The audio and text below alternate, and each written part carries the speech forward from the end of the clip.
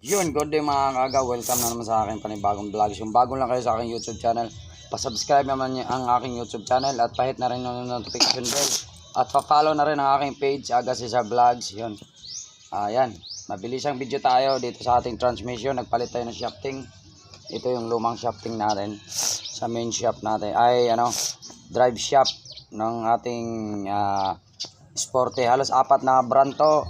Apat na model. Sporte, Solte, Novo Z, Mio Soul Carb. Yan, halos isa lang sila ng transmission.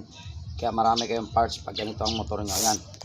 Bakit tayo nagpalit? At anong sign natin? Yan, marami na siyang sign dito. Dumidikit na po ang kanyang stroke drive. Yan, dumidikit na po siya dyan pag nakalagay.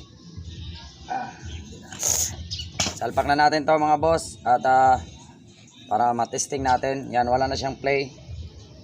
Like, adis nung